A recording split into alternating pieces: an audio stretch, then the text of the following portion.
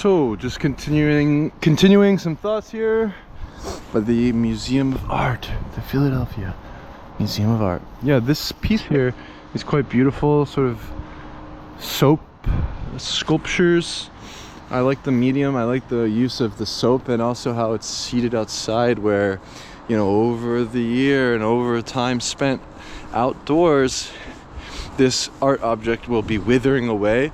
It's sort of a play with the impermanent nature of things, and yeah, perhaps this is a great approach to consider in terms of street photography, where everything is withering and decaying, and perhaps worth uplifting with a photograph. And even just considering the fleeting moment, the impermanent moment, right, freezing that time. You know, looking at the world and all of its textures, complexities, intricate details, there's something to be said about this notion of impermanence. And yeah, it's a good one to perhaps hone in on while observing life itself. I find that the goal is to actually find potential in anything and everything in terms of photography. So you can be in any part of the world at any place at any time and always find something to make, right? To find something to uplift, I think is really wise. That's ultimately my goal currently, to always find that lust to make more and to create new. And I find this idea of the impermanent nature of things to actually uplift my sort of spirits to continue exploring, whether I'm walking the same lane every single day and it becomes mundane or not. I feel like there's always something that I notice the next time, right? There's always something out there that sparks my interest, like this tire mark over the metal. And yeah, using P mode on the Ricoh is pretty clutch, where you just sort of point and shoot and you don't have to think about anything. You know, when it comes to photography, a lot of times we get caught up with the camera settings. Oh, you know, what settings to use? It's like math equations going through the photographer's brain. It's like, yeah, just set it and forget it, bro.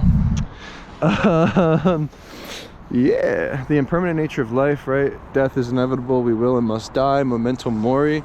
Yeah, maybe is wise to not fear death itself, but perhaps the pain is the part that we fear. Yeah, that's why, you know, even just starting the day off with like alternating between like extremely cold shower, extremely hot shower, and enduring pain and sort of finding pleasure in pain, it's kind of interesting. It's also a great way to boost your physiology, it seems, where I find my energy increase pretty quickly after I get out of the shower doing this technique. And yeah, even before sleep, getting a hot bath or hot shower, deep sleep, and the Z's will be coming.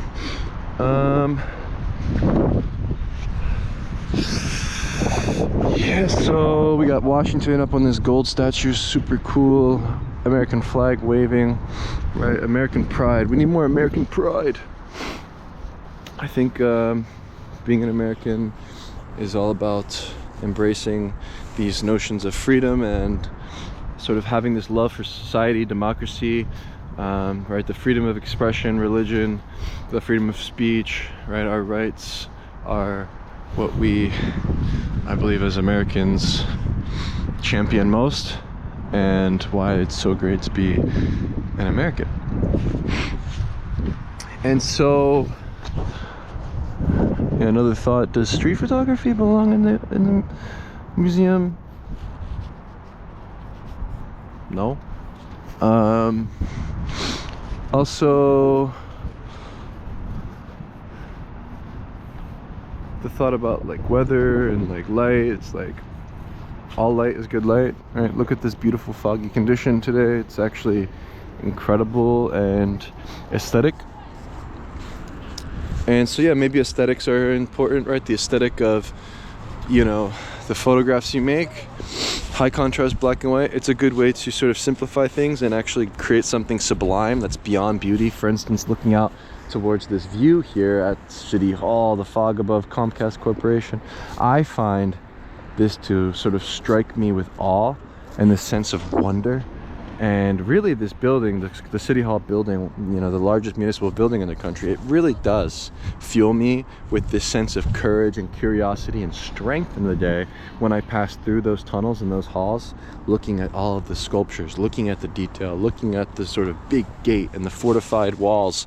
It's something that uplifts humanity, the great architecture, the stone sort of lying out here for the staircase for you to elevate, to go beyond, and to move upwards, to sort of use these stairs as a sort of way to start the day. You know, think of Rocky, right? Think of Mr. Balboa, right?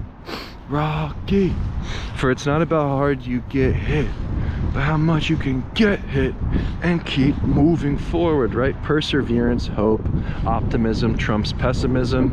I find that to be insanely optimistic and sort of think about the future in an optimistic light is critical, where perhaps when people get caught up in the internet, social media, news, and all these sort of dividing things, it will then give you this sense of sort of fear, right? Where we need to think fearlessly. The more that you check social media, the news, and these things, the more divided we become and the more fearful we become as people in the world itself. And just another thought I had, I feel as though people are more afraid of interacting with strangers these days. It seems people are much more reserved, a little bit more shy and fearful. Lack of eye contact, even when you open the door for people, you know. It doesn't seem like people really are like interested in others and maybe more in fear of others. This is just an anecdote I have from walking the streets, post-COVID lifestyle kind of deal. And yeah, maybe people are more interested in dogs now, which is probably not a good sign. Like, the more that I look at people in parks and the way that they greet each other, they don't actually greet the person, they go straight to the dog and they just start to pet like the dog itself. I mean, it's cool, you like dogs, I get it, and it's a good thing. I'm not saying it's anything morally, ethically wrong with this. It's just an observation, right? So when people are greeting dogs warmly, but perhaps more afraid of interaction with the person, it's a kind of a bad sign, just generally, right? So like, avoid people with AirPods in public, sunglasses, hats, any sort of antisocial behavior, right? The use of Instagram. You know, perhaps Instagram is a good, like a good metaphor for Instagram. It's like sort of like this metaphorical ghetto, yeah, beautiful fountain. You know, to sort of look at everything around you and consider it as art, right? Where we once built things as, you know, they had function, right? Looking at this incredible light structure, but it also, while it has a function, it also has this sort of aesthetic beauty to it and this sort of artistic sort of art object, right? This is an art object. This lamppost here, I feel like one day will wind up in a museum. It's just so incredible, you know, the attention to the detail, the sort of stories that we lay out with these statues and sculptures and things throughout the city. It's always inspiring to look at. And yeah, now we kind of just slap our stickers over it, which is cool too. I actually like this. I like photographing the stickers. I like photographing the things that humans leave behind. And here we have this person with a camera. I like this. Yeah. Oh wow, this one is missing. Now it's an ashtray and a trash can. The way that we reappropriate objects is always intriguing to me. You know, using them as canvases, right? Thinking of that chalk graffiti at the bottom, the way we slap stickers on signs and things. It's interesting to consider everything around you as art. And also when you're looking at the world, right, consider this sort of grid-like sort of matrix pattern and look at everything with geometry. Look at the lines, look at the way that the lines lead down this sort of sidewalk. And it's so striking how we designed this particular Benjamin Franklin Parkway with the Art Museum and City Hall facing one another. It's something that brings the river to the center of town, and these paths and these sort of lines that lead you and guide you are interesting to consider in terms of photography. So looking at architecture, looking at the sort of angular structure of things, looking at the textures and the inorganic or organic There's this sort of way of viewing the world that I am interested in, right? The sort of natural versus man-made, the organic versus inorganic, the sort of geometry, the fleeting nature of things, life itself, people, where I'm very interested in people. Like, I'm always going to have that sort of interest in people, and that's always the focus of my photography, where I want to sort of document what it was like to live in Philadelphia at this time. I want to uplift my city, this beautiful, beautiful city here in Philadelphia, and, you know, to champion it and to sort of find this sort of lust for life through the medium, where each day I go out and I'm interested in what's going on, and I'm curious about, you know, City Hall and the activities there during this Christmas time. And, you know, it's very cheerful during this season, where people come from all sorts of parts of town and visit the city, and it always, you know, turns a frown upside down, right? It always makes me happy, and it always, you know, keeps me coming back out and has me in this sort of curious state where we must remove fear and to embrace chaos openly without real care, perhaps, right? Where you really need to let the chips fall as they may, right? Stop trying to be perfect. Stop trying to make perfect photographs. Stop trying to present the things that you create in this perfect sort of way where it's curated for a gallery or a book or this or that. Approach things with this autotelic mindset, where you're making things for the sake of making things, right? The motivation being in your legs and the movement of your body and your eyes, the way that you see the world through your oculus, allowing you to then uplift these observations, where your observation perhaps is everything, right? The things that you see are unique to you. And how curious can one be, right? This is a question that's on my mind. How curious can one be? How much courage can one exude in one's lifetime? Thinking of courage as one of the most determining factors for what makes successful photographers. I find that the more courage you exude in life, the more interesting your photos will become. You know, when you think of photography, you think of focal length, you think of lens, you think of camera, you think of color, light, all of these sort of things. Composition, right? These sort of basic notions. But perhaps in order to actually transcend what a photograph can be, we must think about society, we must think about philosophy, and we actually must think about the ways that we approach life itself and the maneuvers that we make and the places that we visit, not necessarily the photos or the sort of notions of what makes a good or bad photograph, right? Perhaps where you lead your body and how you do so is more interesting, and how courageous can you be, right, with the subject matter that you photograph? Are you willing to put yourself into a situation that may be risky or not, right? It's actually a critical thing to consider. Perhaps your photographs will reflect these behaviors and these sort of things, right, where, yeah, your mindset and, you know, how much courage you exude is actually much more critical. So, talk on courage. Also, yeah, walking. I mean, to walk is to live, to walk is to be human, to really keep yourself in motion, I find, is the ultimate joy in life. Where the real privilege is in the outdoors, being confined inside is where souls, unfortunately, go to die. And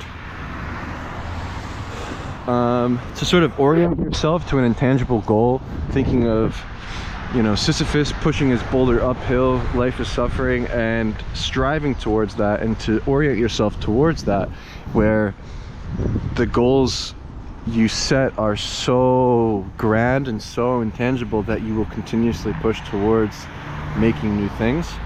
And also considering humanity, I feel as though humanity's main purpose and driving factor is to evolve. So, you know, considering evolution, you know, we're at this point now with artificial intelligence that it's time to adapt, right? It's time to use these things to speed the things that we do and create, right? To make this, you know, technology, right? To make this technology our new slave, right? Where, you know, of course, I'm not a fan of human slavery, but to enslave the robot, to enslave the technology, and to use it to our advantage, and to augment the way that we think, and to create new things, and to flourish and to evolve is really the goal of life itself.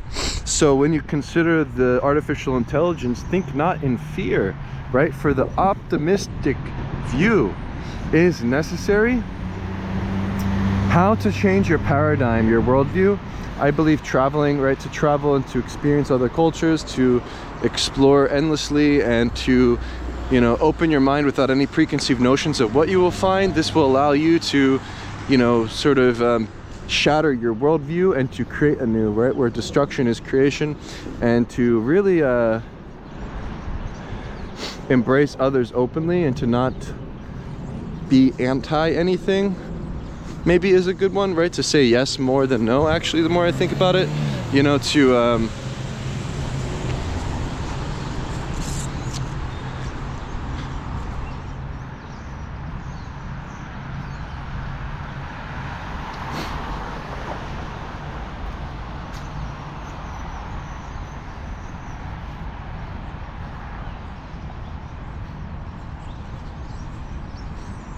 embrace others with this sort of warmth and this sort of gentle approach, right? To not even talk about others, to gossip. When you're having an interaction with somebody else and you're making conversation, maybe to be selfish is to be selfless, right? To actually talk about your experiences and to share those with others, right? Considering rides on the Uber. Good morning, guys. Considering my ride on the Uber and talking with this guy, you know, I just started to talk about my life. He talked about his life. Oh, I grew up here. And I was like, oh, I grew up there. And this exchange from our unique perspectives then create new dynamics, new thought patterns, new ideas. There's something there where the exchange of ideas and open dialogue and having one's beliefs challenged or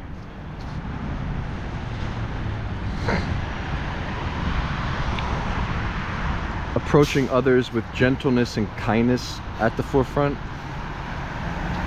Maybe this is how humanity can evolve, where there's no ill will towards other. We all just want to like see other people succeed, right? Like, let's just like all thrive together with abundance, and you know, to not think in this sort of limited manner where there's only up and infinite possibilities, and perhaps the world can change from the smallest ripple, word, action, and difference that you make in one other person's life.